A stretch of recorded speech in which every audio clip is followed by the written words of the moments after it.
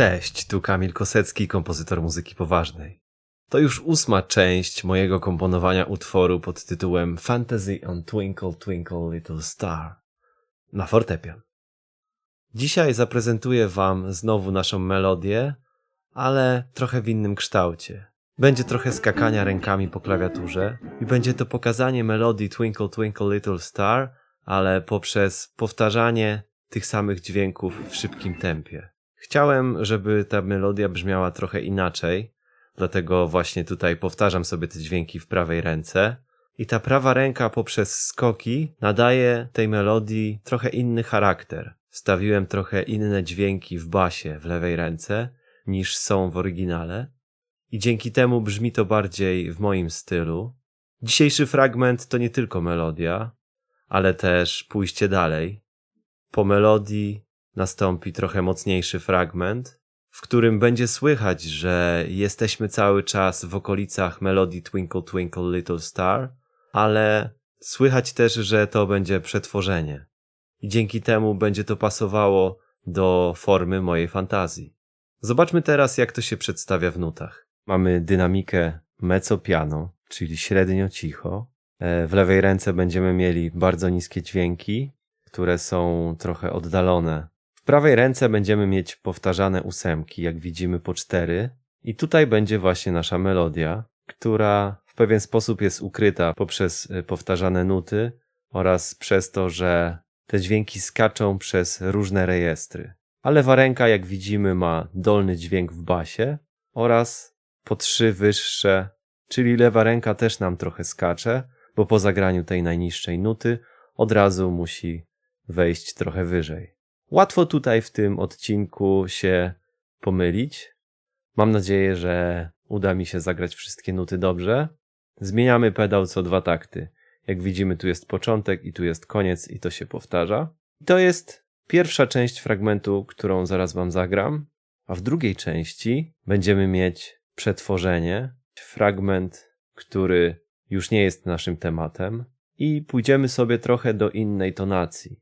Jak widzicie, jest tutaj trochę czarnych znaków, czyli bemoli i potem krzyżyków i zostaje już potem w tych krzyżykach i nawet można zauważyć tutaj gołym okiem, że gdzieś ten temat jest ukryty. Prawa ręka tutaj nie będzie łatwa, dlatego że poruszam się septymami, czyli nie są już to oktawy, a dźwięki, które trochę się gryzą, ale ja lubię właśnie to brzmienie. Tak jak wspominałem, wydaje mi się, że jest to dość oryginalne i też nie jest łatwe, dlatego że nasza ręka i ręce pianistów są przyzwyczajone do grania oktawami, a tutaj jednak mamy septymy, dlatego łatwo się pomylić. I te septymy sobie idą, tutaj jest bardzo trudny moment, aż do miejsca, gdzie jest F, czyli forte. Mamy te widełki, czyli crescendo, czyli gramy coraz głośniej z tej dynamiki mezzo-piano. I tutaj widać trochę nasz temat pam, pam, pam, pam, pam, pam, pam. Pam, pam, pam, pam, pam, pam, pam. Czyli jest rytm, ale dźwięki są zupełnie inne. Tak jak mieliśmy też we wcześniejszych miejscach. A tutaj dalsza część już będzie totalnie inna i to będzie zakończenie tego momentu, gdzie w lewej ręce pojawiają nam się triole, też nie należą do super łatwych, a w prawej ręce będziemy mieć wielodźwięki i oktawy i tutaj nam się kończy najnowszy fragment. A teraz zaprezentuję wam te nuty, jak one brzmią.